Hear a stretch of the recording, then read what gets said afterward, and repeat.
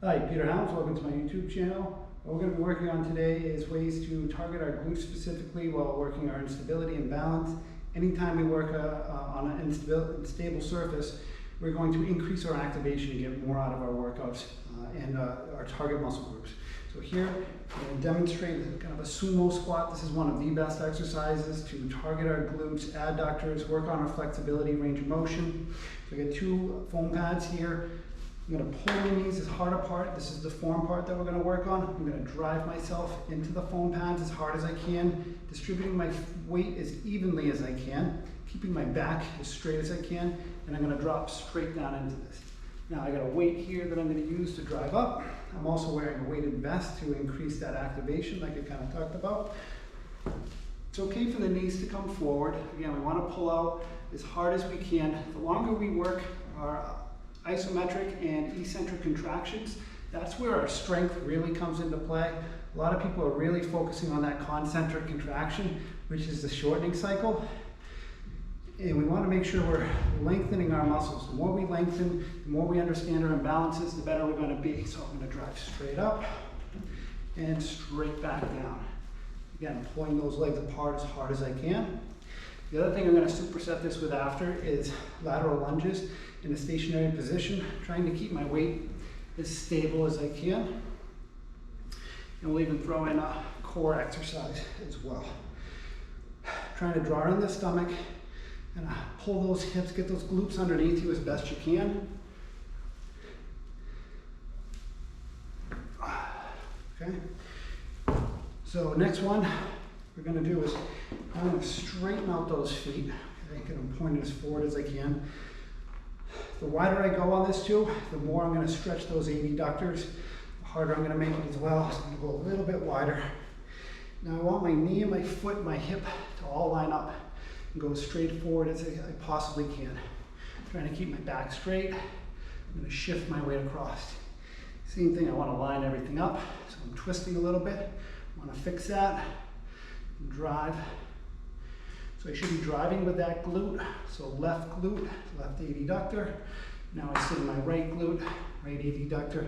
Don't get me wrong, quads, hamstrings are all working. Now we should always be trying to improve. So I want to try and get a little bit lower if I can, work that hold. So be careful of bouncing. In the beginning, if you need to do that, it's fine, but just know that that's your progression level. So I might start here.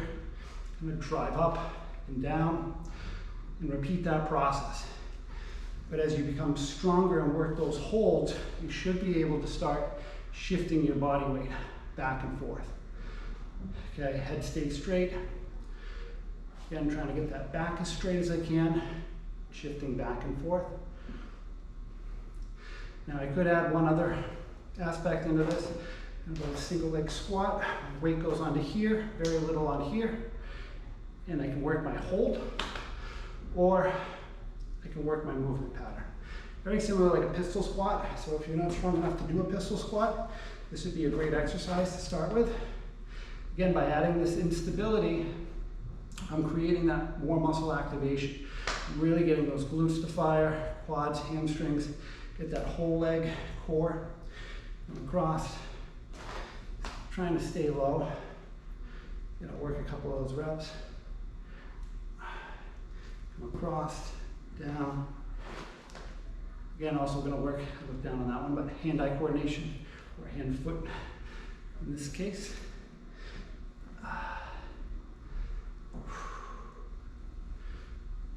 So again, very little weight, just sitting there, down, across, up. I want to try and get rid of, I got to work on getting rid of that kind of weight shift going out.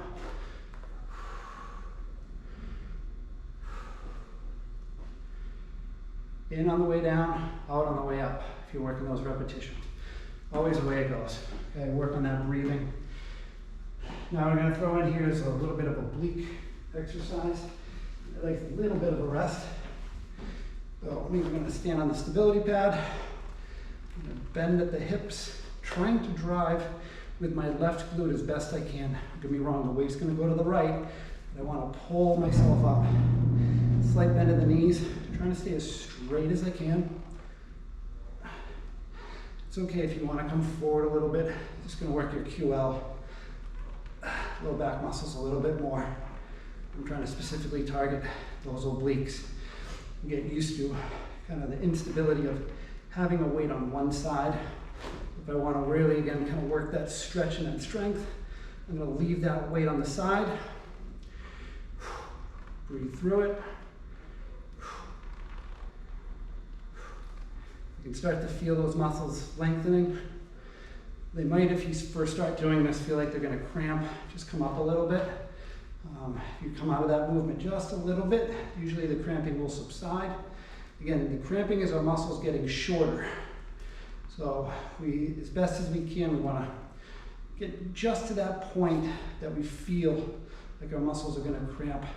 A lot of us start to avoid exercises because of fear of cramping. Just understand that your muscles are getting shorter and you want to lengthen them. How we lengthen them is we work the isometric hold, the eccentric contraction or phase as I'm going down. If I want to work that explosive, that's fine, but again, not stress the importance enough on making sure we're working the isolation, isometric, as well as the eccentric phase of any exercise. The more we work it, the stronger we're going to get. The stronger you're going to feel. Okay, our tight muscles are what make us feel weak. So the tighter our muscles are, the weaker we feel, the harder sometimes the movement pattern is.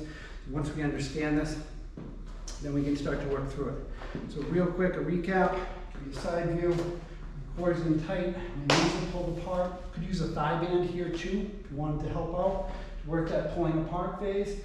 Drop down as straight as I can, and I drive up and out. Again, all while I'm pulling those knees apart. You can do it without the stability or instability, but you're going to get more out of this. You're going to get more bang for your buck, so to speak.